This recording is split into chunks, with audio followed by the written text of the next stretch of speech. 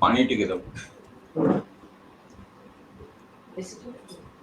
दोस्तों, आप सभी का शाश्वत मंच पर स्वागत है। और साथियों, आज के हमारे गेस्ट हैं सत्या रंजन जी, जो एक अभिनेता के साथ ही साथ रंग निर्देशक, लेखक भी हैं और उड़ीसा संगीत नाटक अकेडमी के सदस्य हैं। रंगकर्म विधा में लगभग 45 वर्षों से निरंतर कार्य कर रहे हैं। तो आइए मुलाकात करते हैं उड़ीसा से सीधा सत्या रंजन जी से। शाश्वत मंच में बहुत बहुत स्वागत है सत्या जी। कैसा मौसम है वहाँ का? उड़ीसा का मौसम कैसा है? अभी तो काफी गर्मियां हैं यहाँ जी। और ये जो साइक्लोन आया था उड़ीसा में, जी जी, वो तो संबलपुर करीबन 300-350 किलोमीटर दूर है माने समुद्र के खाड़ी से।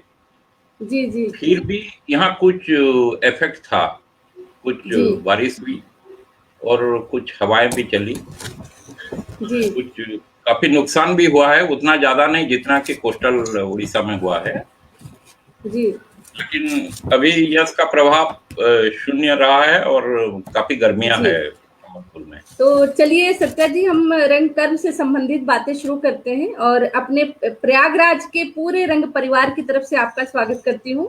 तो सबसे पहले मैं जानना चाहूंगी आपसे कि आप एक्टिंग के साथ साथ निर्देशन, प्ले राइटिंग का भी आपने काम किया है, तो कैसे जुड़ा हुआ रंग कर्म विधा से? देखिए जी, जब मैं क्लास 6 में पढ़ रहा था, यहाँ संबलपुर से 50 किलोमीटर दूर है बरगढ़, एक जिला जहाँ मेरे पिताजी नौकरी क्या करते थे और हम लोग वहाँ रहा करते थे। तो मेरा बचपन क्लास 6 तक मैं बरगढ़ में ही पढ़ा हूँ। और बरगढ़ में पढ़ाई के दौरान जब मैं छोटा था, बचपन से ही कभी मैं नहीं सोचा था कि मैं रंगकर्म के साथ जुड़ूंगा या थिएटर करूंगा या नाटक करूंगा। लेकिन जब हमारा इधर क्या होता है, उड़ीसा का जो माने कल्चरल हेरिटेज है, संकीर्तन एक प्रमुख चीज है। ये चैतन्य जी जब उड़ीसा आए थे, उनके आने के उपरांत यहाँ वैष्णव कल्ट का माने धर्म का काफी प्रचलन हुआ, जिसका ये प्रभाव है संकीर्तन। हरे कृष्ण कृष्ण कृष्ण हरे हरे, ये महामंत्र है। तो वो संकीर्तन जब होता है तो मैं खुद को रोक नहीं पाता, उधर मैंने खुद ब खुद सम्मिलित होता जाता था मैंने बचपन से ही। तो यहाँ कुछ फोगाट फॉर्म है, दंड बोलते हैं हमारे कोलोकली, वो देखने जाता था। और नजदीक नाटक का एक रिहर्सल हुआ करता था बलराम देव क्लब बरगढ़ में। तो मैं एकदम छोटा था, तो मुझे अंदर घुसने नहीं देते वो लोग, क्या सोचेंगे क्या नहीं, कुछ कॉम्प्लेक्स रहा करता था मेरे अंदर। तो मैं खिड़की से उन लोगों का रिहर्सल या नाट्याभ्यास देखता था। तो ऐसे करते करते करते करते एक दिन उनका जब एक चाइल्ड आर्टिस्ट नहीं रहा, माने एब्सेंट हुआ, एक प्रोडक्शन था ओपन एयर स्टेज का, वो लोग मुझे याद किया, अरे वो लड़का तो खिड़की से देखता था, अब किसका घर का है, नहीं उनका है, अच्छा चलो बुलाओ उनको। तो वो लोग मुझे बुलाए, तो मैं चला गया उनके साथ, कोई रिहर्सल नहीं कुछ नहीं। मैंने बोला तो विदाउट रिहर्सल कैसे नाटक करेंगे? वो लोग बोले कुछ नहीं, एक लाइन का डायलॉग है बोल देना, और वो लोग एक तलवार से ये कर देंगे, वार करेंगे और तुम मर जाना। तो मुझे ये भी पता नहीं था कि मैं खड़ा हुआ था और तलवार में मुझे वार किया गया और मैं कैसे नीचे गिर कर पड़ता हूँ, ये भी मुझे पता नहीं था। फिर भी जैसे करके भी नाटक का प्रारंभ हुआ एक अभिनेता के तौर पर। ये 1976-77 की बात है। बस उसी दिन से निरंतर आज तक एक अभिनेता के तौर पर पीछे नहीं देखा मैं। फिर पिताजी का ट्रांसफर हो गया तबादला संबलपुर तो हमारा होम डिस्ट्रिक्ट है। तो संबलपुर में क्लास 7 से शुरू किया पढ़ाई और आज तक संबलपुर में ही हैं हम लोग। तो उसी दिन से नाटक कंटिन्यूअसली चल रहा है। फिर धीरे धीरे हम लोग आए जीएम कॉलेज, ये पुलिस हाई स्कूल में एनुअल डे जो हम लोगों का होता था, एक वार्षिक नाटक, वहाँ नाटक करना पड़ा। फिर जीएम कॉलेज में आए, जीएम गंगाधर मेहर कॉलेज, जो कि अभी एक स्वयं शासित यूनिवर्सिटी है, विश्वविद्यालय है, वहाँ का नाटक का एक बहुत बड़ा ट्रेडिशन रहा है, माने इतिहास है।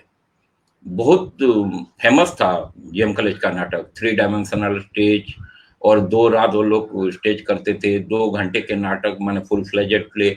ये सब मैं सुना था, बचपन से कुछ नाटक देखने भी गया था जीएम कॉलेज। फिर जब हम लोग की दाखिला हुई, फिर क्लास माने फर्स्ट ईयर में, इंटरमीडिएट फर्स्ट ईयर में, फिर टैलेंट टेस्ट हुआ करता था। टैलेंट टेस्ट दिया, सिलेक्ट हो गया, फिर नाटक किया। जीएम कॉलेज में 4 साल पढ़ा, ग्रेजुएशन तक 4 साल नाटक किया। ऐसे करके करके जीएम कॉलेज में पढ़ते समय जब मुझे 20 साल हो रहा था, तो रेडियो एक ऑल इंडिया रेडियो संबलपुर में एक है, आकाशवाणी। तो वहाँ का एक युवावाणी विभाग है, यूथ प्रोग्राम। वहाँ नाटक मैं काफी सुनता था, हमारे फ्रेंड लोग भी सुनते थे। तो हम लोगों को इच्छा हुई कि हम कैसे युवावाणी में एक नाटक करेंगे ऑल इंडिया रेडियो में। तो एकदम ग्रास रूट लेवल से हम लोग शुरू किए, ये हमारी जो जॉनी थिएटर में। तो ग्रास रूट लेवल से शुरू किया, तो हम लोग को इच्छा हुई कि हम यूथ प्रोग्राम में घुसेंगे। तो मुझे एक लिखने की आदत वहीं से शुरू हो गया। उससे कुछ साल पहले था कुछ तो लिखने की आदत जो शुरू हो गई, फिर मुझे लिखना पड़ा। एक स्क्रिप्ट लिखा, फिर ऑल इंडिया रेडियो गया, उसको सबमिट किया। ऐसे करते करते हमको एक अनुष्ठान या ऑर्गेनाइजेशन बनाने की भी जरूरत आ पड़ी। तो क्या करें, तो हम जीएम कॉलेज का जो फुटबॉल ग्राउंड है, वहाँ बैठे कुछ माने लाइक माइंडेड फ्रेंड्स, और उनका नाम दिए श्री कल्चरल एसोसिएशन। ये 1986 की बात है। 1986 में श्री कल्चरल एसोसिएशन के काफी महीना माने इधर उधर होने के बाद ऑल इंडिया रेडियो से वो अप्रूव हो गया स्क्रिप्ट। फिर हम लोग जाकर रिकॉर्डिंग किए, और उसी साल यहाँ अभी हिंडाल्को है, पहले इंडल था। इंडल कंपटीशन वेस्टर्न उड़ीसा का सबसे, सिर्फ वेस्टर्न उड़ीसा नहीं, एंटायर उड़ीसा का कहा जा सकता है, सबसे बड़ा कंपटीशन हुआ करता था उस समय। अभी भी कंपटीशन जारी है उन लोगों की। इंडल का नाम अभी हिंडाल्को बन गया है। वो लोग क्या करते हैं, हर एक साल कंपटीशन करते हैं, और संबलपुर, वेस्टर्न उड़ीसा, जितने बड़े बड़े नामी दामी और थिएटरविद हैं, नाट्य पर्सनैलिटी हैं, सब उन्हीं का माने प्रोडक्ट, या क्या बोलते हैं, उन्हीं का माने देन है बोल के कहा जा सकता है। तो उसी सिलसिले में, उसी दौर में, उसी प्रोसेस में हम भी पड़ गए। तो हम लोगों ने भी श्री कल्चरल एसोसिएशन 96 से शुरू किया कंपटीशन, और इंडल में गया, फिर धीरे धीरे बाहर गया, फिर युवावाणी प्रोग्राम करते करते बहुत युवावाणी प्रोग्राम नाटक करते गए हम लोगों का ये एक जरूरी ये था, माने क्या बोलते हैं उसको, माने उद्देश्य, मोटिव, कि हम लोग नाटक को माने चाहते हैं, नाटक को प्यार करते हैं, नाटक को प्रेम करते हैं, तो हम नाटक करेंगे। नाटक करते करते अपने भाषा में ही नाटक करेंगे। भाषा की बात एक बोल देते हैं हम लोग, मैंने आपको मैंने सूचित कर देते हैं। ओडिया हमारा मातृभाषा है, लेकिन हम लोगों का रियल मातृभाषा है हम लोगों का कोलोकल लैंग्वेज, जिसको हम संबलपुरी बोलते हैं। हम उड़िया में पढ़ते हैं, लेकिन घर में बात करते हैं संबलपुरी में। जी, तो संबलपुरी में जी, मैं यहाँ पे ये जानना चाहती, जो आपने रेडियो के लिए नाटक लिखे, या अभी वो क्षेत्रीय भाषा में लिखे या हिंदी में लिखे आपने? ना, यहाँ जो अप्रूव्ड लैंग्वेज है ऑल इंडिया रेडियो का, वो है नाटक। आकाशवाणी में जो होता माने हम ऑडिशन देते हैं, अप्रूव्ड लैंग्वेज है उड़िया। उड़िया में हम लोग ऑडिशन है, मैं ऑडिशन हूँ, मैं बिहाई ग्रेड का आर्टिस्ट हूँ। हमारे कई सारे अदर मेंबर्स जो हैं हमारे ग्रुप के, वो भी माने ग्रेडेड आर्टिस्ट हैं, कोई बी है, कोई बी हाई है, लेकिन उड़िया में देते हैं। लेकिन ये लोग क्या करते हैं, इन हाउस प्रोग्राम जब करते हैं कुछ उड़िया में ही तो करते हैं। नेशनल प्रोग्राम में प्ले हो, या आकाशवाणी एनुअल अवार्ड का नाटक हो, या कुछ उनका जनरल ड्रामा हो, उसके बावजूद वो लोग क्या किए, धीरे धीरे 1979 से लोकल लैंग्वेज जो संबलपुरी है, संबलपुरी में फोक सॉन्ग तो आकाशवाणी में पहले से ही शुरू था, तो वो लोग 1979 से नाटक को भी शुरू कर दिए। उड़िया के साथ साथ संबलपुरी लैंग्वेज में भी वो लोग नाटक करते हैं। फिर बीच में वो लोग क्या किए, धीरे धीरे आउटसाइड ग्रुप प्रोडक्शन वो लोग इनवाइट करते थे। माने हम लोगों को, सपोज हमारा श्री कल्चरल एसोसिएशन या सृष्टि संबलपुर या स्वरा संबलपुर, जितने ऑर्गेनाइजेशन है उनको बोलते हैं तुम्हारा बेस्ट प्ले को कौन सा है या अवार्ड मिला है किस माने कॉम्पिटिशन में, उस प्ले को लाओ। उस प्ले को हम टोटली हमारा ग्रुप हम जाके वहां परफॉर्म करेंगे, वो लोग एडिट वगैरह करेंगे, फाइनल प्रोडक्ट रेडी करेंगे और फिर ब्रॉडकास्ट करेंगे।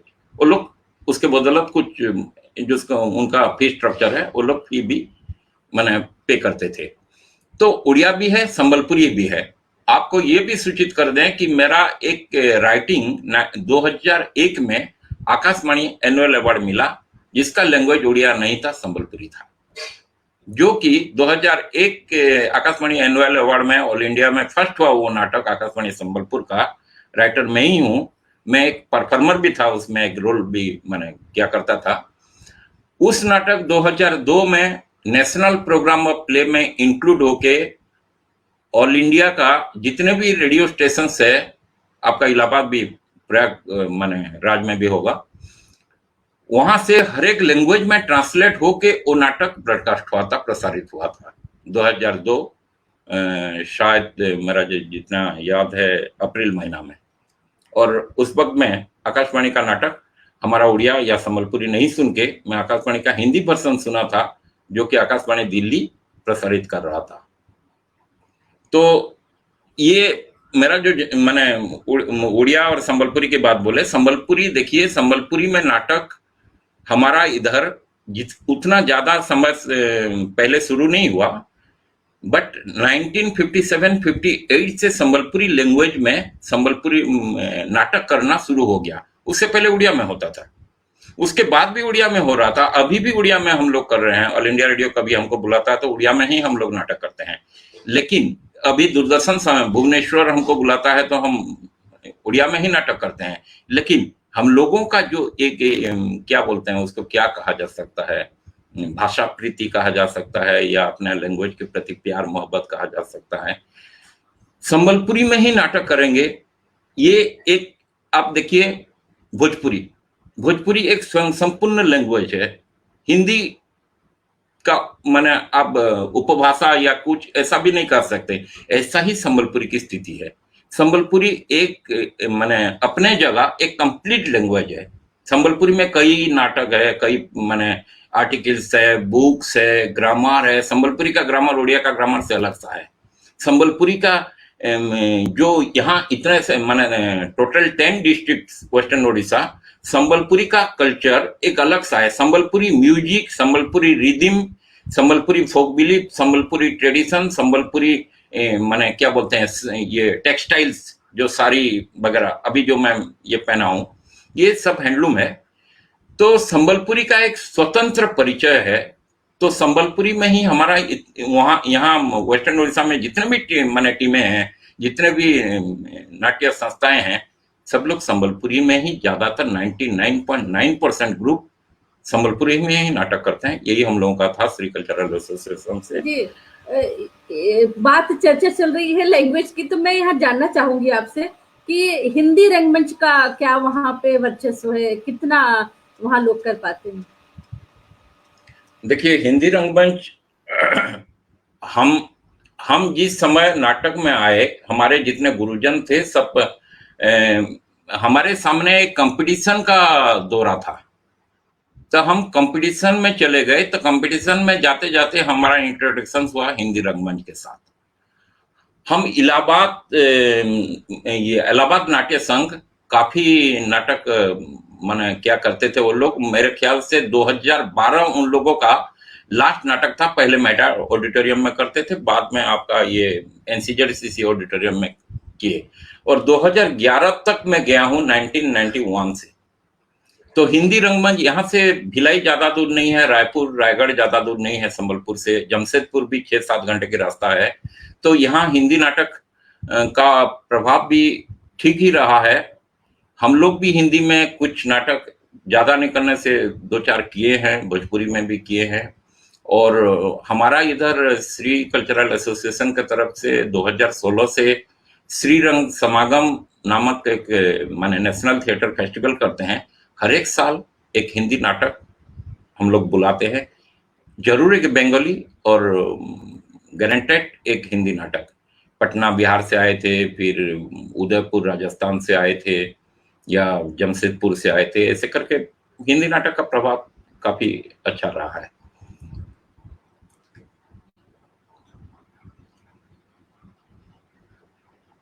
आवाज नहीं आ रही है जी। मैं कह रही हूँ सर, आप अपनी रंग यात्रा बता रहे थे।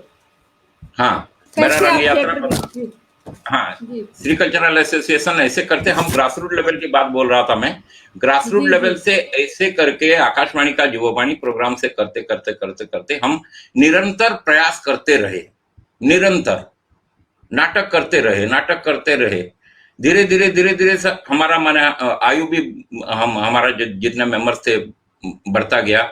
अभी जितने श्री कल्चरल एसोसिएशन शुरू किए थे, मैं एक ही माने यहाँ पर जुड़ा हुआ हूँ, बाकी 2-4 जिंदा भी नहीं है, 2-4 जो भी है इधर उधर कहीं भटक गए हैं, उनको ढूंढने में भी काफी दिक्कतें होती है।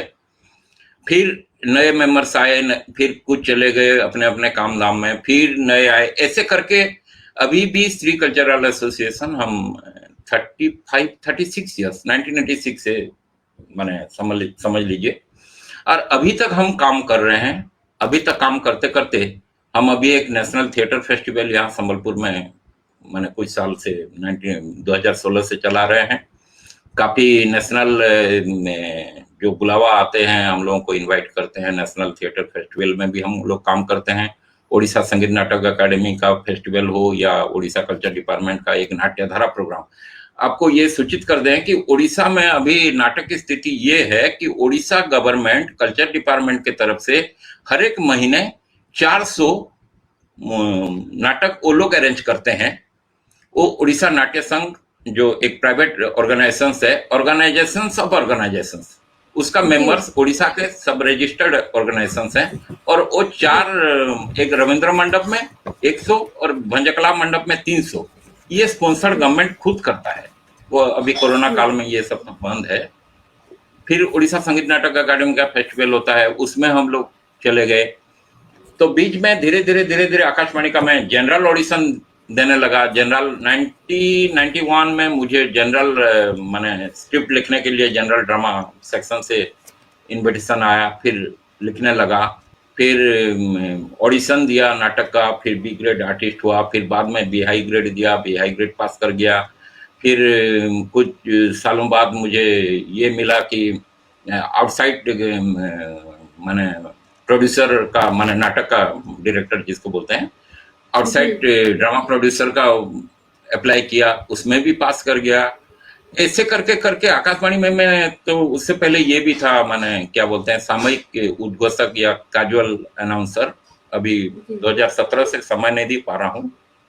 29-30 साल काम किया कंटिन्यूअसली। तो ऐसे करके आकाशवाणी ये फिर संगीत नाटक अकादमी का लास्ट ईयर 2020 में मुझे ये लोग मैंने साधारण परिषद का सदस्य बनाए। तो अभी श्री कल्चरल एसोसिएशन ओडिशा का या संबलपुर का फिर भी ठीक मैंने नाटक के साथ जुड़ा हुआ है। और मेरा रंगकर्म के जर्नी के बारे में ये मैंने संक्षिप्त मैंने क्या बोलते हैं विवरणी या विवरण है, उतना ज्यादा नहीं कहा जा सकता है जी। और अगर आप कुछ पूछेंगे जी जी जी अभी आप बात कर रहे थे लेखन की, तो जो एक स्क्रिप्ट लिखी जाती है रेडियो के लिए, तो वहाँ पे कोई दृश्य नहीं है। हम अपनी साउंड को, चाहे जो स्क्रिप्ट के जो चरित्र हैं उनको हम साउंड के ही दृश्य सब समझाने की कोशिश करते हैं, और एक दूसरा रंगमंच है। तो उन दोनों के अंतर को कैसे आप उसको अपनी लेखनी में पिरोते हैं? बढ़िया प्रश्न है, मैंने बहुत सुंदर क्वेश्चन। लोग क्या वो सोचते हैं ना, नाटक तो नाटक है, रेडियो का भी नाटक, और ये क्या बोलते हैं टेलीफिल्म भी एक नाटक जैसा ही है, रंगमंच भी एक नाटक जैसा ही है, लेकिन उसमें कुछ अंतर है। और उस अंतर को जिसने पकड़ लिया वही सक्सेस है। आप जो बोले साउंड में खाली कोई दृश्य नहीं होता, दृश्य होता है, लेकिन उस दृश्य को हम साउंड पिक्चर कहते हैं। वो साउंड पिक्चर ही है। साउंड में ही आप अगर आंख बंद कर लेंगे और रेडियो सुनते रहेंगे तो जो साउंड इफेक्ट्स आएगा, जो साउंड पिक्चर प्रोड्यूसर ने क्रिएट किया है, उस चरित्र का संवाद या डायलॉग आने से पहले जो एक सीन क्रिएट करेगा वो। हम जब रंगमंच में क्या होता है, जब माने प्रकाश डाल देते हैं या लाइट आ जाता है, हम एक ये देखते हैं, क्या सेट डिजाइन देखते हैं, या ऑब्जेक्ट खड़ा होता है, कैरेक्टर यहाँ खड़ा होता है, वहाँ खड़ा होता है, यहाँ एक माने कुर्सी है, वहाँ एक फूलदानी है, ये सब देखते हैं ना। वैसे ही हम देखते हैं, जब आंख बंद कर लेते हैं, नाटक शुरू होता है, एक साउंड इफेक्ट्स आता है, साउंड से ही शुरू है नाटक, क्योंकि विदाउट साउंड तो रेडियो नाटक हो ही नहीं सकता। तो साउंड में कहीं एक बांसुरी बज रही है, या कुछ वायलिन, या कुछ ये, या कुछ साउंड्स का इफेक्ट को आप माने ये क्या बोलते हैं, बाढ़ से या चिड़िया चिल्ला रही हैं, या कुछ ऐसा कुछ आ रहा है, या डेंजर का म्यूजिक आ रहा है, उसी से साउंड पिक्चर क्रिएट किया जा सकता है। हाल ही में मुझे 2018 में एक नाटक दिए थे, एक सत्य घटना के ऊपर आधारित। हाँ, एक बात बोल देते हैं, साउंड पिक्चर की बात जब बोले, मैं कुछ समय पहले बोल रहा था कि 2001 में मेरा एक नाटक आकाशवाणी एनुअल अवार्ड में फर्स्ट अवार्ड मिला था, नाटक बाघ। नाटक का नाम बाघ यानी टाइगर, एक सत्य घटना के ऊपर आधारित है। न्यूज़पेपर में निकला था 1999 में। ये एक आदिवासी एरिया माने जनजातीय एरिया, एक ही लड़का था उस परिवार में, वो काफी गरीब थे। बाघ अटैक किया, वो मर गया। तो गांव वाले उसको पकड़े कि भाई ये तो शुद्ध क्रिया करना होगा, ये होगा, वो होगा, ऐसे करके उसको मैंने काफी मैंने मुश्किल में डाल दिए। ये आपको भोजी देना होगा, खाने देना होगा, ये करना। ये जो हमारा अंधविश्वास है या कुछ कुसंस्कार है हमारे समाज में, इसके ऊपर ये नाटक था। तो उस नाटक हम जब ये रिकॉर्डिंग स्टूडियो के अंदर नहीं करके हम गए थे, एक ये आम का पेड़ बहुत सारे है, बगीचा है, उधर नेचुरल साउंड इफेक्ट्स, गाय आ रहे हैं, काउच साउंड्स एंड माने पक्षियों का साउंड, चिड़ियों का साउंड, ये सब साउंड इफेक्ट्स में हम मेल्ट्रॉन मशीन में 2 माइक्रोफोन, स्टैंड माइक्रोफोन खड़ा कर दिए थे। और कहीं हो माने ज्यादा हो हल्ला करना है, लोग चिल्ला चिल्ला के गांव के अंदर आ रहे हैं, तो 4, 5, 6 आर्टिस्ट वहां चिल्ला चिल्ला के घूम घूम के भाग भाग के आ रहे हैं और फिर भाग भाग के चले जा रहे हैं। ऐसे करके हम रिकॉर्डिंग लिए थे और काफी एक्सपेरिमेंट सक्सेस भी रह गया। तो साउंड पिक्चर रंगमंच का और रेडियो का अलग तो जरूर है, उसको सोचने की जो दृष्टिकोण है और जो फील करने की ये है कैपेबिलिटी एक राइटर को या एक प्रोड्यूसर को, वही होना जरूरी है। बिल्कुल बिल्कुल। हमसे साधना जी जुड़ गई है, स्वागत है उनका। गोविंद सर ने आपको नमस्ते किया है, बहुत बहुत स्वागत है गोविंद। और सैयद जी भी जुड़े हैं, उनका भी स्वागत है। सर, एक क्वेश्चन धीरज अग्रवाल ने किया है कि आकाशवाणी के अनुभव रंग प्रक्रिया में कितना लाभ होता है? ये प्रयागराज से हैं धीरज अग्रवाल जी। नमस्कार जी। देखिए, आकाशवाणी का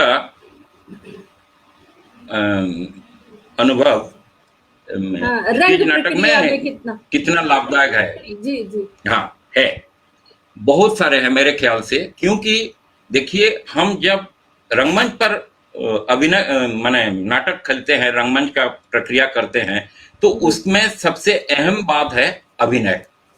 क्योंकि विदाउट अभिनय, विदाउट एक्टिंग, नाटक तो है ही नहीं। तो प्ले प्रेजेंटेशन में सबसे अहमियत हम दे सकते हैं अभिनय को। तो अभिनय में बाचिक अभिनय, जो 4 किस्म का अभिनय है, बाचिक अभिनय जरूर इंपॉर्टेंट है क्योंकि डायलॉग करना ही है हमें।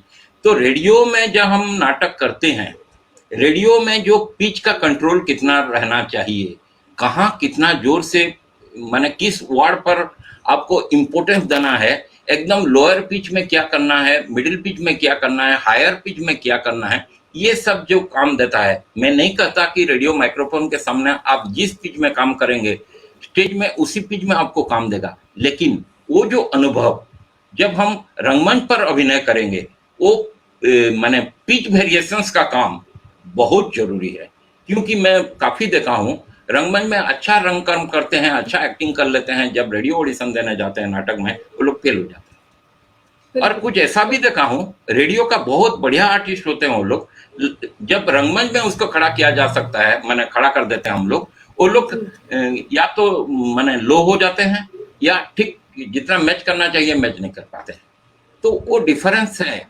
लेकिन रेडियो का अनुभव रंगमंच में काफी जरूरी है। और इसके साथ साथ ये भी मैं कहना चाहूंगा कि रंगमंच में जो अभिनय है रेडियो में नाटक करते समय उसका भी बहुत ज्यादा प्रभाव रहता है, क्योंकि खाली पिच का वेरिएशंस आपको कंट्रोल करना चाहिए बस। बिल्कुल।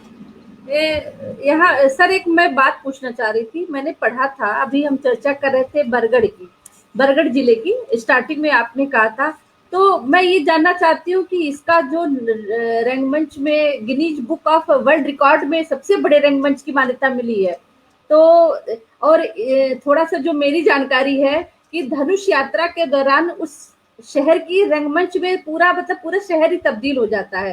कहते हैं कि कंस को राजा मानकर जिला प्रशासन और सरकार उनके कल्याणकारी आदेशों का अमल में भी लाती है। तो मैं उस रंगमंच को जानना चाहूंगी कि मतलब सिर्फ रंगमंच के ही लोग उसमें उपस्थित होते हैं, लेकिन उसमें मैंने जो पढ़ा है उसमें ऐसा है कि पूरा शहर ही वो रंगमंच हो जाता है। तो क्या जनता भी उसी कॉस्ट्यूम में शामिल हो जाती है या कुछ अलग से आयोजन होता है?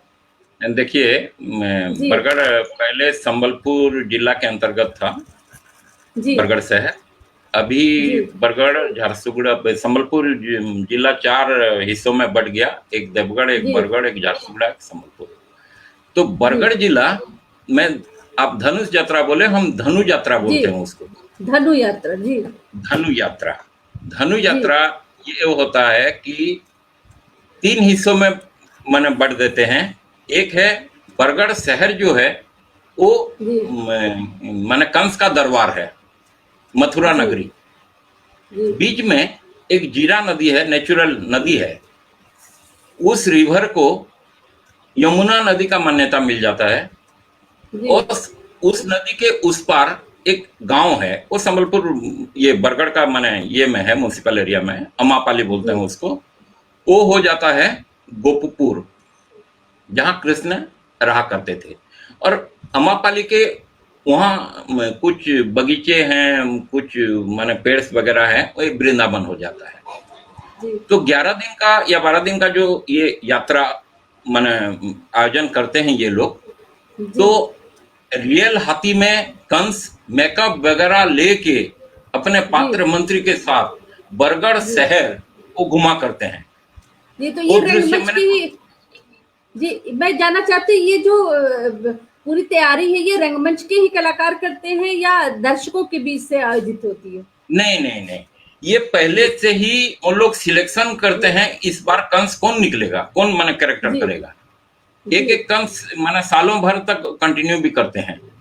तो वो लोग सिलेक्शन प्रोसेस एक होता है, वो लोग कंस का रोल करते हैं, वो लोग मंत्री का रोल करते हैं, चाणूर मुष्टिक चरित्र का रोल करते हैं, और कृष्ण बलराम का रोल करते हैं, पुतना राक्षसी का माने रोल करते हैं। ये सब पहले सिलेक्शन हो जाता है।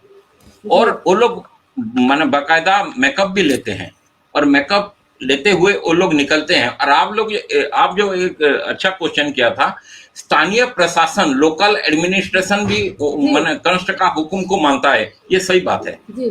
अगर कंस कलेक्टर को बुलाता है कि कलेक्टर को पहले से फोन किया माना जाता है कि आज आपका ये है, आपको आना है, इन्विटेशन है, तो कलेक्टर खुद आते हैं। मंच का एक माने बहुत बड़ा रंगमंच बनाया जाता है बरगढ़ के बीच शहर में, कंस दरबार। दरबार में वो हाथी में शहर परिक्रमा करते हुए आते हैं, उपस्थित जनता को संबोधित करते हैं, उनका डायलॉग वगैरह होता है। ये सब रंगमंच के कलाकार ही करते हैं।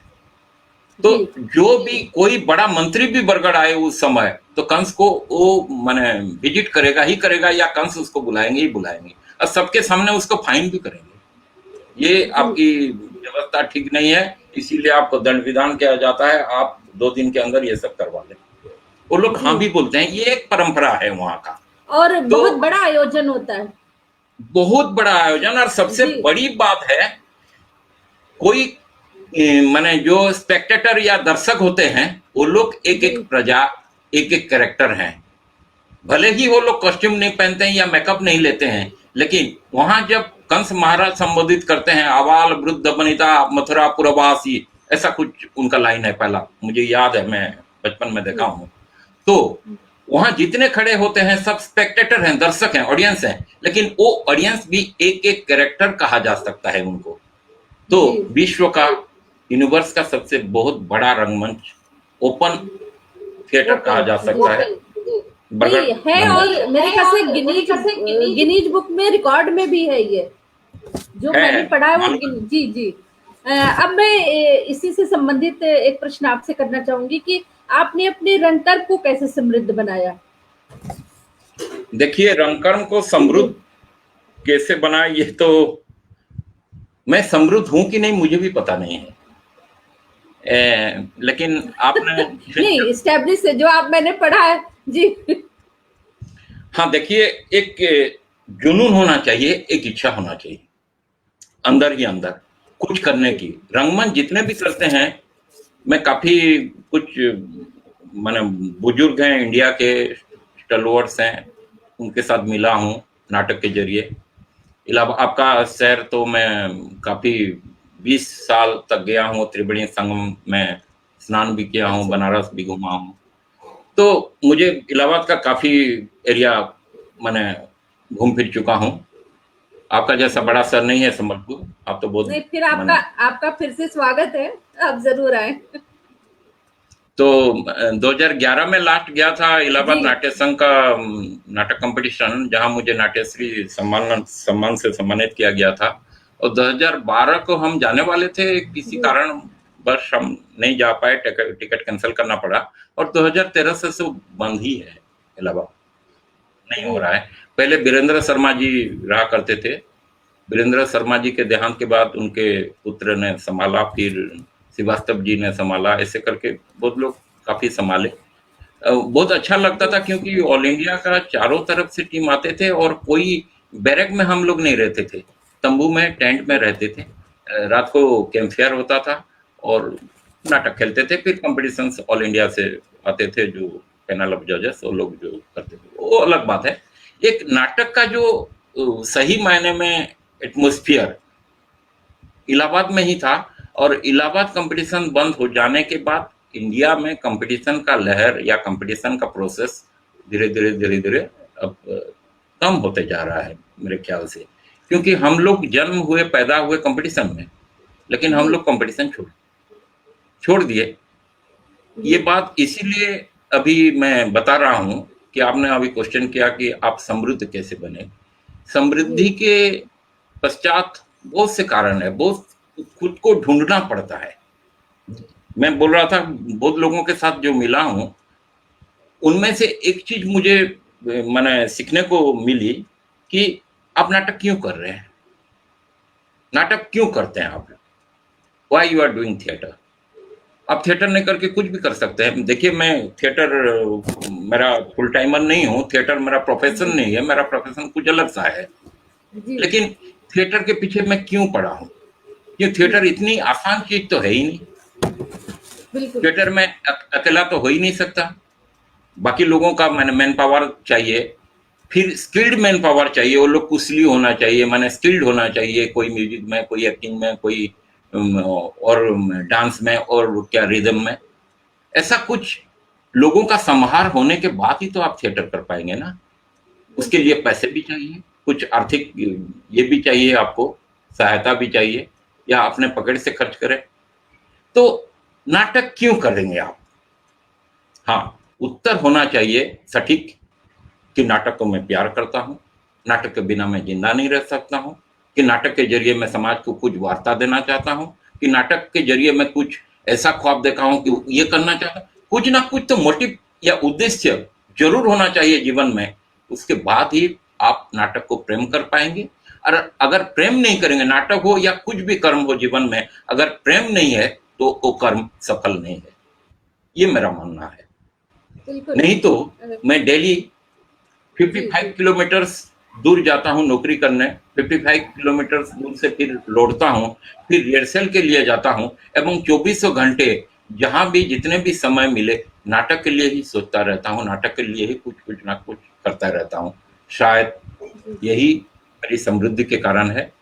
और अकेला मैं नहीं हूँ, मेरे साथ जितने भी जुड़े हुए थे और अभी भी जुड़े हुए हैं, सभी लाइक माइंडेड हैं और नाटक के लिए डेडिकेटेड है। नाटक के लिए कुछ ना कुछ वो लोग सोचते रहते हैं और कुछ ना कुछ करते रहते हैं। और हमारी जो टीम अभी ठीक तरह से है। अगर नाटक में कुछ प्रेम नहीं होता, कि नाटक के जरिए कुछ सीखने के लिए इच्छा नहीं होती, तो मैं नौकरी करते हुए, मैंने इतने साल ये करते हुए, मेरे जूनियर लोगों के साथ जाकर संबलपुर यूनिवर्सिटी में 2010 में जब master in performing art department खुला, तो मेरे रेगुलर स्टूडेंट क्यों बना वहां जाकर? वहां रेगुलर स्टूडेंट मुझे बनने को मैंने पड़ा कि इस बहाने कुछ ना कुछ, गूगल में तो बहुत कुछ है, आप ढूंढ लेंगे, सर्च मार लेंगे तो पढ़ लेंगे, ऐसी बात नहीं है। मुझे एक अनुष्ठानिक शिक्षा की जरूरत थी, एक एजुकेशन की, एकेडमिकली। तो एक जब खुला तो मैं फर्स्ट बैच इंटरव्यू दे दिया, एंट्रेंस में पास कर गया। तो लोग मुझे बोले आप समय दे पाएंगे तो पढ़ाई के लिए? मैं बोला हाँ निकालूंगा जैसे करके। तो फिर पढ़ लिया। तो उसके बाद वहां जाकर फिर मुझे क्लास, विजिटिंग प्रोफेसर के तौर पर क्लास भी लेना पड़ा 2016 में जाके। तो एक अलग ये एक प्रोसेस है। देखिए, समृद्धि और समृद्धि के विपरीत जो भी है, ये सब डिपेंड करता है हम हमारी इच्छा के ऊपर, हमारे माने काम के ऊपर, हमारे काम का जो निष्ठा, जो डेडिकेशन, जो साधना, जो अध्यवसाय, जो कुछ कहा जा सकता है, अगर हम जुड़े हुए हैं निष्ठा के साथ, साधना के साथ, with all sincerity, with all dedication, तो सक्सेस इस रास्ते में नहीं तो उस रास्ते में, आज नहीं तो कल, जैसे करके ही आएगा। क्योंकि हम सक्सेस के लिए काम नहीं करते हैं, हम काम के लिए काम करते हैं। हम नाटक कभी नहीं सोचा था कि मुझे संगीत नाटक अकादमी ने मेंबर बनाएगा इसीलिए मैं नाटक करूंगा, नहीं। ये एक प्रोसेस है, नाटक जैसा एक प्रोसेस है। मैं ये मानता हूं, और इंडिया नहीं, हर जगह का हर कोई मानते हैं कि नाटक एक प्रोसेस है, एक प्रोडक्ट नहीं। मैं भी यही इस चीज को मानता हूँ। नाटक एक प्रोसेस है, एक निरंतर प्रवाह है, माने प्रवहमान गति है नाटक का। एक प्रोडक्ट नहीं बन सकता कभी। एक नाटक खत्म हो गया तो दूसरा नाटक अलग जैसा ही होगा। एक नाटक जहां खत्म, माने कर्टन गिरता है वहां फिनिश, उस नाटक को दोबारा आप जहां करेंगे फिर शुरुआत। एक प्रोसेस ही है। ऐसा ही नाटक के लिए जो आप कर्म करेंगे ये भी एक प्रोसेस ही है। लाइफ जैसा एक प्रोसेस, जन्म से मृत्यु तक, नाटक भी एक प्रोसेस। कहाँ एंड होगा ये पता नहीं है। नॉलेज गेन करना भी एक प्रोसेस है। तो नाटक के लिए आप जो काम करेंगे वो भी एक प्रोसेस होना चाहिए। उस प्रोसेस में आप जाएंगे तो सक्सेस या अनसक्सेस जो भी हो, आप निरंतर अपने लक्ष्य पथ पर आगे बढ़ते जाएंगे। तो एक ना एक दिन आप कहाँ खड़ा होंगे आप खुद को भी पता नहीं चलेगा, लेकिन जरूर आप आगे बढ़ते जाएंगे। बिल्कुल। यही मेरी मैं यहाँ यही पर सत्या जी एक चीज जानना चाहती थी कि जब आप कोई हिंदी स्क्रिप्ट उठाते हैं तो भाषाई स्तर पे कोई दिक्कत होती है रिहर्सल में या उसकी परफॉर्मिंग के समय? नहीं, देखिए एक मजेदार बात बताते हैं। पहले आपको बता रहे थे ना कि वो उड़िया से संबलपुरी कुछ अलग सा है बोल के। जी। हाँ, संबलपुरी उड़िया से जितने दूर है हिंदी से भी उतने ही दूर है जी। रादर हिंदी से, माने हिंदी लैंग्वेज के साथ संबलपुरी का काफी लगाव है। काफी वर्ड्स का माने सामंजस्य है, समानता है जी। एकदम सिमिलरिटी है। और हिंदी बोलने में उड़ीसा में जितने लोग हैं, वेस्टर्न उड़ीसा के लोग ज्यादा हिंदी अच्छा बोल पाते हैं ईस्टर्न पार्ट ऑफ उड़ीसा के कंपैरिजन में। तो हिंदी में कोई दिक्कत नहीं होती हम लोगों को। खाली हाँ सिर्फ एक बात की प्रॉब्लम हो सकती है, मैंने होता भी है बीच बीच में, कि ये स्त्रीलिंग या पुल्लिंग, ये जो माने हम माने ये इकारांत शब्द है, ये आकारांत शब्द है, ये जो कुछ कुछ तो हो जाता है। माने दिक्कत होगा या दिक्कत होगी, एक्चुअली दिक्कत होगी बोलते हैं, लेकिन हम दिक्कत होगा भी बोल देंगे कहीं। ये कुछ ग्रामेटिकल मिस्टेक हो सकता है। जिसको जी हम बारीकी से थोड़ा देखें, बस और कुछ जी जी नहीं। हिंदी में काफी अ, नाटक किए हुए हैं। जी कौन कौन से नाटक किए आपने हिंदी में, कुछ याद है? हिंदी में जी जबलपुर में मैं अभी याद आ रहा था, वो हमारे जो जी डायरेक्टर थे, मैं कर रहा था, वो डायरेक्टर का देहांत हो गया लास्ट 6 तारीख को, ये मई 6 को। पंचानन मिश्रा जी थे, डॉक्टर पंचानन मिश्रा।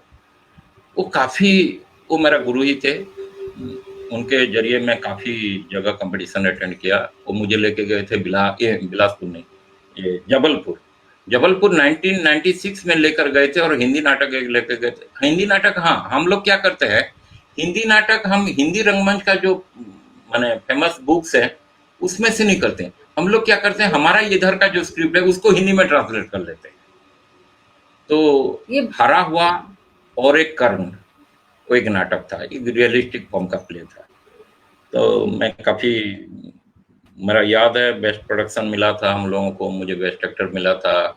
वो हमारी दीदी थी, काफी मुझसे 10 साल बड़ी, वो तो गुजर गई हैं।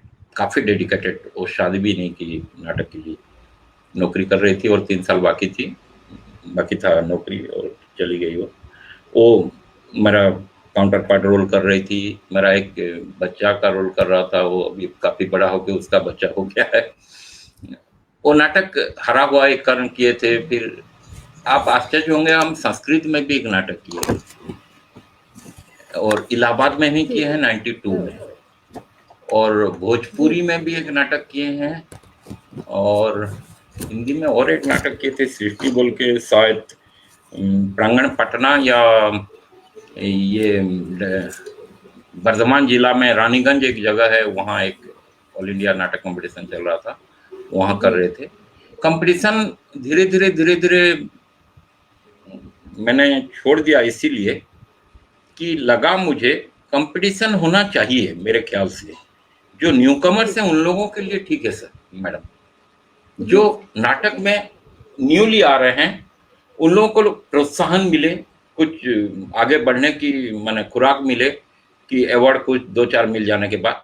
लेकिन मुझे लगा, इतने सालों से मैं कंपटीशन घूमता रहा, ऑल इंडिया कंपटीशन गया, शिमला गया, दिल्ली गया, बनारस गया, इलाहाबाद गया, रानीगंज गया, जमशेदपुर गया, उड़ीसा के जितने जगह है, भुवनेश्वर, कटक, केवंझर, बारिपदा, झारसुगुड़ा, बरगढ़, संबलपुर, हीराकुद, सब जगह गया। लेकिन अवार्ड भी काफी मिला।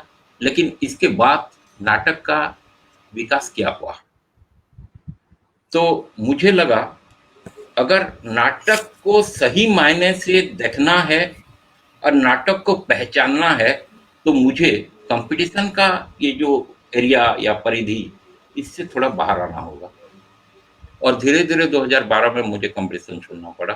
कंपटीशन छोड़ने के बाद ये डर था, तो कंपटीशन क्या होता है, तो एक ग्रुप के लिए बहुत सुविधा चीज है कि कहीं कंपटीशन हो तो अप्लाई कर दीजिए, वो लोग आपको लोगों को बुला लेंगे, आप लोग नाटक कर लेंगे।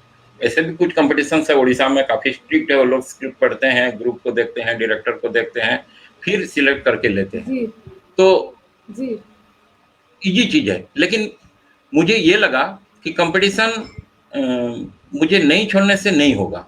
तो कंपटीशन छोड़ने के बाद ये डर लगा कि अभी रंगमंच मुझे कहाँ मिलेगा, कहाँ पर स्टेज करूंगा, कौन मुझे बुलाएगा, ऐसा भी जी डर आने लगा।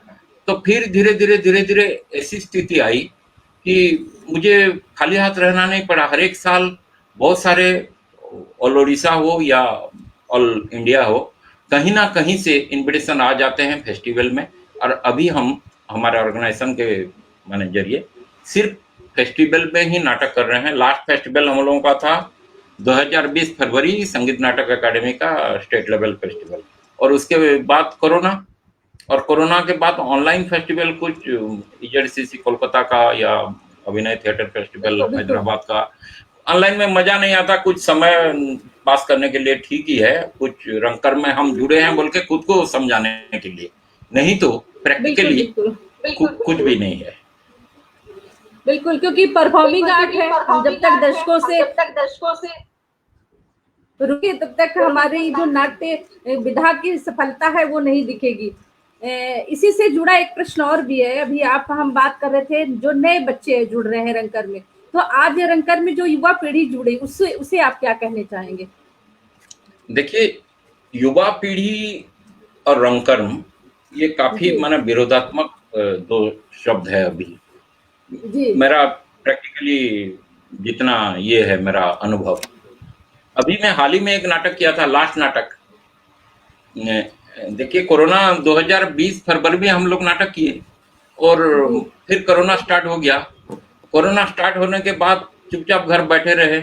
बीच में ईजेडसीसी ने बोला कि घर पर एक प्रोग्राम करो, तो फिर 10-12 आदमी एक जगह इकट्ठा होकर रिकॉर्डिंग करके उन लोग को 10-12 मिनट का भेज दिया। छोड़िए, वो भी काम का नहीं।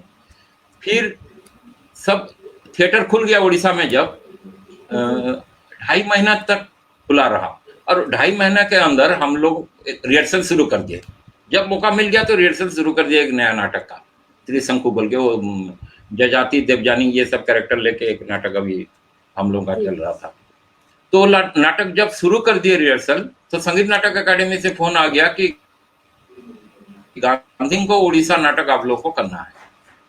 गांधी को उड़ीसा का मतलब, महात्मा गांधी उड़ीसा को 100 साल पहले आए थे और 100 साल पहले जो आए थे उसका 100 साल पूरा हुआ ये 2021 मार्च 23 तारीख को। तो उसको माने यादगार बनाने के लिए उड़ीसा गवर्नमेंट ने क्या उड़ीसा गवर्नमेंट ने उसको यादगार बनाने के लिए संगीत नाटक अकादमी को माने दायित्व दिया कि नाटक खेलो। तो एक राइटर को बुला को लोग स्क्रिप्ट बनाए और उस स्क्रिप्ट को उड़ीसा का 30 जिला है, 30 जिले को एक एक टीम को लोग दे दिए। एक ही नाटक 30 different directors, 30 different organisations, 30 different stages, वो नाटक हुआ एक ही दिन में हुआ। 23 मार्च को एक ही समय पर हुआ, रात 7 बजे। तो उस नाटक हम लोगों को मिला था संबलपुर में, हम लोग किए। वहां 30 से 32 कैरेक्टर्स थे। कैरेक्टर्स कुछ थे मेरे ख्याल से, मेरे अपने ढंग से मैं उसको एडिट किया, डिजाइन किया, जो भी किया। कुछ कोरस कैरेक्टर्स लिया, कुछ सत्याग्रही कैरेक्टर्स, कुछ विलेजर्स कैरेक्टर। तो आप जो बोल रहे थे अभी, आपका प्रश्न से मैं जुड़ रहा हूं। जो नए लड़के, काफी नए लड़के थे हमारे अंदर, लेकिन एक प्रॉब्लम होता है, नए लड़के वो लोग नाटक करेंगे या पढ़ाई करेंगे या नौकरी करेंगे। पढ़ाई, नौकरी और नाटक। और नाटक आप जानते हैं रंगमंच सबसे ज्यादा समय और टाइम वेस्ट बोल सकते हैं या टाइम व्यतीत बोल सकते हैं। नाटक के लिए समय बहुत दरकार होता है, आवश्यक है, और उतना समय किसी के पास नहीं है, किसी यंग पीढ़ी के पास वो लोग इतना समय दे। वो लोग अगर YouTube के लिए कोई प्रोग्राम बनाएंगे तो 2 दिन में 3 दिन में वो लोग कर लेंगे। कुछ आइटम बनाएंगे तो हो जाएगा, कुछ डांस प्रोग्राम बनाएंगे तो हो जाएगा। लेकिन नाटक एक ऐसी चीज है जो निरंतर एक प्रक्रिया जैसा ही है। तो सब लोग नाटक नहीं कर पाएंगे। फिर भी जिन टीम के पास कुछ नई पीढ़ी के कलाकार हैं, कुछ बच्चे हैं, वो लोग बहुत भाग्यशाली हैं। हम भी भाग्यशाली हैं, हमारे पास कुछ नए बच्चे हैं। और नए बच्चे को किस ढंग से आप नाटक के साथ जोड़कर रखेंगे, ये एक अलग सा माने साधन होना चाहिए, क्योंकि उतना समय देने के लिए कोई भी राजी नहीं है। जितना भी समय देंगे उस समय से आपको कैसे रिहर्सल निकलवाना है उनसे, ये आपका एक कला होना चाहिए। बस उसी ढंग से मैं भी हमारे जितने यंगस्टर्स हैं उन लोग को यूज करता हूँ और लोग काफी अच्छा काम करते हैं। जी, एक समस्या भी है जी। बोलिए। आप सारे रंगकर्म विधाएं वहां पे हो रही होंगी, लोग करते हैं, तो मैं जानना चाहती हूँ कि उड़ीसा की जो लोक नाट्य परंपरा के बारे में कुछ बताइए। देखिए, उड़ीसा सिर्फ लोक नाट्य परंपरा की बात नहीं है, लोक कला की जितने विधाएं हैं उड़ीसा में काफी स्ट्रॉन्ग एंड रिच ट्रेडिशन है, समृद्ध परंपरा है। मैं जिस एरिया को बिलोंग करता हूँ, पश्चिम उड़ीसा, संबलपुर एरिया, यहाँ का माने काफी स्ट्रॉन्ग ये है, माने रिच कल्चर है। Sambalpuri dance, Sambalpuri folk dance, Sambalpuri rhythm, लोक नृत्य, लोक वाद्य, लोक गीत काफी फेमस है। रंगावती गीत जो आकाशवाणी संबलपुर से निकला, वो तो वर्ल्ड वाइड फेमस है। उसका जो सिंगर्स वो तो पद्मश्री मिल चुका है उनको, उनके जो लिरिसिस्ट उनको भी पद्म पुरस्कार से नवाजा गया है। तो नाटक का जहां तक परंपरा है, दंड है, वेस्टर्न उड़ीसा में भी दंड है, वहां भी दंड है। रामलीला है, रामलीला आपका वहां उत्तर प्रदेश से, माने ये इंडिया का अलग स्टेट में भी है रामलीला, यहाँ भी रामलीला है, यहाँ भी भरत लीला है, यहाँ भी और काफी माने चीजें हैं, यहाँ भी सबर लीला है। यहाँ भी देखिए प्रहलाद नाटक उड़ीसा का, साउथ उड़ीसा, ये मैं तो वेस्टर्न उड़ीसा, साउथ उड़ीसा में प्रहलाद नाटक है, लोक नाटक का परंपरा काफी स्ट्रांग है एंड रिच कल्चर है। अब अभी हमारे जो नया वाइस प्रेसिडेंट बने मनमत सतपथी जी, उड़ीसा संगीत नाटक अकादमी, उसके ऊपर काफी काम किए हैं वो सर, काफी।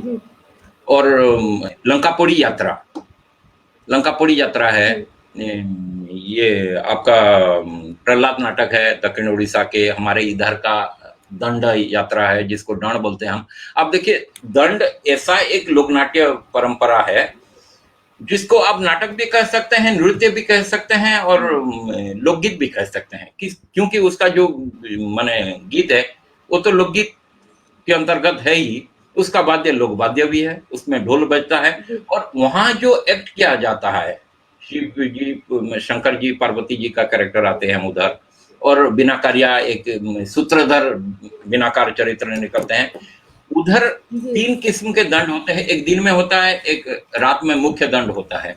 दिन में जो दंड होता है विदाउट डायलॉग, वो लोग रिदम में जो काम करेंगे, ढोल का रिदम बजता रहेगा और वो वाद्य ध्वनि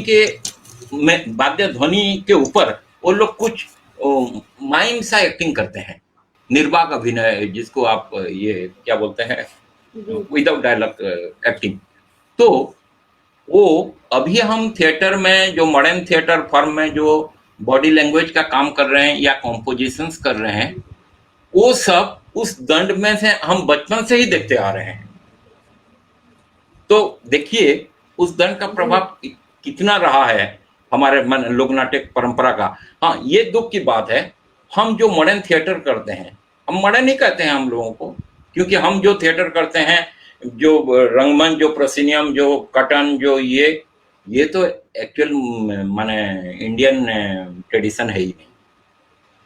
ये जो रियलिस्टिक फॉर्म में हम नाटक करते हैं ये सब यूरोपियन है। ये जो रियलिस्टिक अप्रोच का नाटक है ये भी मॉस्को आर्ट थिएटर का देन है, और स्टैनिस्लॉवस्की जी, ठीक है, वो अलग चीज है। कौन सा ब्रेक किसने मैंने क्या कहा, स्टैनिस्लॉवस्की जी क्या कहा, सिद्धांत क्या कहा, भरत मुनि ने क्या कहा, वो अलग बात है। हम नाटक करते हैं आज का समय में अपने जीवन का माने इतने बहुमूल्य समय से निकाल कर कुछ समय जो नाटक में दे रहा है वो नमस्य है, क्योंकि फुल टाइमर सब नहीं होते। इसको जीविका बनाकर इसमें से कोई माने नहीं चल पाता। बहुत इंडिया में बहुत कम लोगों के पास ये है। जितने भी आज इंडिया में रंगकर्म जीवित है या माने निरंतर प्रक्रिया में चालू रहा है, सब फुल टाइमर नाटक में नहीं है, या नाटक को वो लोग पेशा बनाकर नाटक से नहीं चलते हैं। वो खुद अलग एक पैसे में रहते हैं और नाटक को वो लोग समय देते हैं। तो उन लोग को मैं बहुत मानता हूँ, क्योंकि नाटक के लिए उन लोगों के अंदर प्रेम है बोलकर और लोग नाटक के समय देते हैं। नहीं तो नाटक नहीं करने से कौन पूछता है उनको, नहीं करने से। तो आप जो लोकनाट्य परंपरा के बारे में उड़ीसा का बोल रहे थे, उड़ीसा में काफी है जी जी। मैं इसी के साथ ये भी जानना चाह रही हूँ कि आज के समाज में, जैसे कि अभी आपने लोक परंपराओं की बात की, आज के समाज को आपको क्या लगता है कैसे नाटकों की जरूरत है? देखिए मेरे ख्याल से नाटक ऐसा होना चाहिए,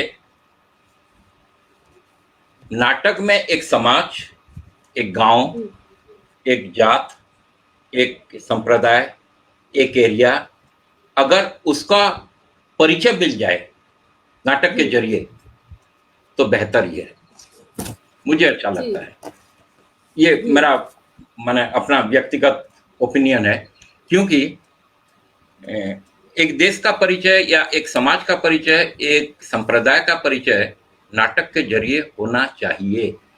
अगर सिर्फ हम लैंग्वेज तो संबलपुरी है, लैंग्वेज तो उड़िया है, लैंग्वेज तो हिंदी है, लैंग्वेज तो ये है। नाटक का कोई भाषा नहीं होता, ये भी सबको मालूम है, मुझे भी मालूम है। नाटक का जो मेन अस्त्र है वो है अभिनय, और अभिनय सबसे बड़ा एक्सप्रेशन होता है। उसके सामने कोई लैंग्वेज कुछ मायने नहीं रखता।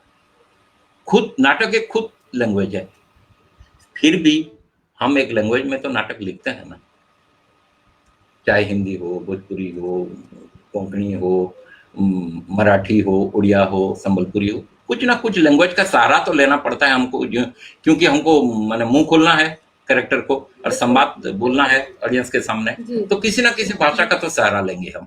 तो फिर भी वो जब लेंगे तो जिस एरिया का नाटक है उस एरिया का कल्चर क्या है, उस एरिया का हिस्ट्री क्या है, ट्रेडिशन क्या है, उसका झलक अगर वो नाटक में आ जाए तो मेरे हिसाब से बहुत ही बेहतर है।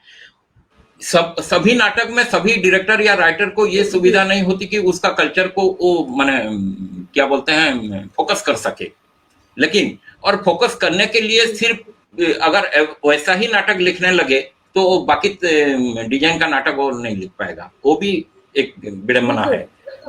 फिर भी अगर मौका मिल जाए तो सपोज सुरेंद्र साहब हम लोग किए थे सेंट्रल संगीत नाटक अकादमी में 2009 में, तो हम लोगों का म्यूजिक जितना था नाटक में, हम लोगों का म्यूजिक जितना था, म्यूजिक में जो इंस्ट्रूमेंट यूज हुआ था सब हमारा माने फोक ट्रेडिशन का है, वेस्टर्न उड़ीसा का, संबलपुर एरिया का। डलखई है, रसरकली है, मैलाजड़ है, सजनी है, बहुत सारे ऐसे स्टाइल है, शैली है हमारे लोकगीत में, वो सब हम लिए थे। हम जो रिदम यूज किए थे वो सब लिए थे, जो सुर यूज किए थे वो ट्रेडिशनल सुर ही था। और सबसे बड़ी बात है संबलपुरी लैंग्वेज में जितने भी नाटक आज तक इस एरिया में करते हैं, म्यूजिक पार्ट, जहां तक म्यूजिक पार्ट का ताल्लुकात है, म्यूजिक में वो फोक इंस्ट्रूमेंट और फोक म्यूजिक ज्यादातर यूज करते हैं संबलपुरी नाटक में, जो कि संबलपुरी नाटक का सबसे बड़ा बैकबोन कहा जा सकता है, उसका म्यूजिक पार्ट, संगीत, रंग संगीत आप जिसको कहते हैं। जी, एक प्रश्न प्रयागराज से है, समन्वय रंगमंडल की सुषमा शर्मा ने किया है कि उड़ीसा का रंगकर्म भारतीय रंगमंच में क्या स्थान रखता है और वहां के रंगकर्म को आधुनिक रंगमंच से जोड़ने के लिए किन किन सुविधाओं की जरूरत है? देखिए, उड़ीसा का रंगमंच के बारे में अगर कहा जाए तो क्योंकि उड़ीसा पहले अपने अपने जगह सब नाटक करते थे, फिर हम काफी सालों से उड़ीसा नाट्य संघ जब आया, उड़ीसा नाट्य संघ सक्रिय रहा जब से, तो उड़ीसा का जितने ऑर्गेनाइजेशंस हैं, रजिस्टर्ड ऑर्गेनाइजेशन, सब उसका सदस्य बने। तो वहाँ माने 4 एरिया का 4 माने वाइस प्रेसिडेंट, 4 एरिया का 4 जॉइंट सेक्रेटरी, ऑल उड़ीसा का 1 प्रेसिडेंट 1 सेक्रेटरी, ऐसे करके अभी तो कोरोना चल रहा है, वर्चुअल मीटिंग होता है, ये सब हम करते हैं। बीच बीच में हम लोगों का अधिवेशन वगैरह होता है। अभी तो सोशल मीडिया का माने जमाना है, तो हर एक वहाँ नाटक हुआ, वहाँ नाटक हुआ, वहाँ का फोटो वहाँ पहुंच गया, फोटोग्राफ पहुंच गया, खबर मिल गया, ये सब चलता रहता है। तो उड़ीसा का रंगमंच पहले से काफी, मेरे ख्याल से 2010-12 से अभी मैंने विशेष प्रभावशाली ढंग से है। एवं उड़ीसा संगीत नाटक अकादमी काफी एक्टिव है, उड़ीसा नाट्य संघ भी एक्टिव है, उसको भरपूर सहायता देता रहता है। और उड़ीसा गवर्नमेंट कल्चर डिपार्टमेंट, देखिए संगीत नाटक अकादमी अपना फेस्टिवल तो करता रहता है, नाटक का हो या और कुछ चीजों का हो, लेकिन उसके अलावा कल्चर डिपार्टमेंट हर एक महीने 4 नाटक खुद स्पॉन्सर करता है। पहले जो बता रहा था मैं, रविंद्र मंडप में एक और भंजकला मंडप में एक, फ्री ऑफ स्टेज देता है, और कुछ फिक्स्ड अमाउंट भी ग्रुप लोगों को देता है। वो लोग जाकर वहां नाटक करते हैं, और उसको माने कौन टीम नाटक करेगी जाकर वहां, उसका चयन भी उड़ीसा नाट्य संघ ही करता है। जैसे कि मैं अभी मैंने वेस्टर्न पार्ट का उप सभापति माने वाइस प्रेसिडेंट हूँ, तो इसी हिसाब से चलता रहता है। और उड़ीसा का नाटक की स्थिति की बात जो आप पूछ रही थी सुषमा जी, देखिए भारंगम को अगर इंडिया का सबसे माने बड़े अंतरराष्ट्रीय थिएटर फेस्टिवल का मान्यता अगर हम देंगे भारत रंग महोत्सव नेशनल स्कूल ऑफ नाटक माने ड्रामा का, तो उड़ीसा से हर एक साल कुछ ना कुछ टीम सिलेक्ट हो जाते हैं वहाँ, और पैनल ऑफ जूरी जहाँ रहते हैं वहाँ वो भी कुछ उड़िया लोग भी रहते हैं वहाँ। और ऐसी स्थिति तब उसके बाद वो इंडिया का काफ़ी अलग-अलग जगह जो फेस्टिवल वगैरह होता है, उड़िया टीम कुछ-कुछ जाते हैं, उन लोगों को इनवाइट किया जाता है। और गवर्नमेंट का लेवल से ये सेंट्रल संगीत नाटक अकादमी कुछ सालों से अभी तो उड़ीसा का कोई टीम नहीं बुला रहे हैं, लेकिन ये ईजेडसीसी का कुछ टीम जो है माने फेस्टिवल वगैरह होता है थिएटर में, उड़ीसा का टीम बुलाते हैं। हम तो हमारी टीम गई थी 2019 में सिक्किम, और पूर्वारंग थिएटर फेस्टिवल गुवाहाटी भी 2019 और सेंट्रल संगीत नाटक अकादमी ने स्पॉन्सर किया था। और हैदराबाद फेस्टिवल में भी हम लोग 2019 में ही गए थे, उड़ीसा कल्चर डिपार्टमेंट ने स्पॉन्सर किया था। हमारी टीम की बात नहीं है, हम तो बस ऐसे ही हैं, उस प्रोसेस में एक छोटा सा हिस्सा है उड़ीसा के। बाकी भुवनेश्वर में भी है, बहुत बड़े बड़े टीम हैं, और हर साल स्थिति मेरे ख्याल से ठीक है, लेकिन लगता है और कुछ ज़्यादा हम लोगों को सावधानी बरतनी है और उसी हिसाब से परिश्रम करना है, और कुछ खुद को फोकस करने के लिए नेशनल लेवल में जितना मैं समझता हूँ और थोड़ा चाहिए। बिल्कुल बिल्कुल। सत्या जी, आपसे आज बात करके बहुत अच्छा लगा, और सबसे अच्छी बात कि हम एक नेशनल स्तर पर कोशिश करें कि एक दूसरे को जानने के लिए इससे सुलभ मौका नहीं मिल सकता था कोरोना काल में, तो मेरी भी एक छोटी सी कोशिश ये रही, और आप जैसे लोगों से परिचित हुए, ये सौभाग्य की बात है। और बात करके भी बहुत वहाँ के एरिया के बारे में, रंगमंच के बारे में, नाट्य परंपराओं के बारे में बहुत जानकारी मिली आपसे, जो शायद हम जो आपसे रूबरू जाने। तो बहुत बहुत आपका धन्यवाद कि आपने मेरे आमंत्रण को स्वीकार किया, और मैं चाहूंगी कि भविष्य में भी हम लोग ऐसे जुड़ के कुछ काम भी करें, और ऐसे ही जुड़े रहें एक रंगकर्म श्रृंखला के अंतर्गत, तो अच्छा लगेगा। तो आज समाप्त करती हूँ कार्यक्रम को, और अब बहुत आपका फिर से बहुत बहुत धन्यवाद, और जो लोग हम लोगों से लाइव जुड़े थे उनका भी बहुत बहुत धन्यवाद। आप ऐसे भी अगली श्रृंखला में जरूर जुड़िए। नमस्कार। आपको बहुत बहुत धन्यवाद। नमस्कार। जी जी।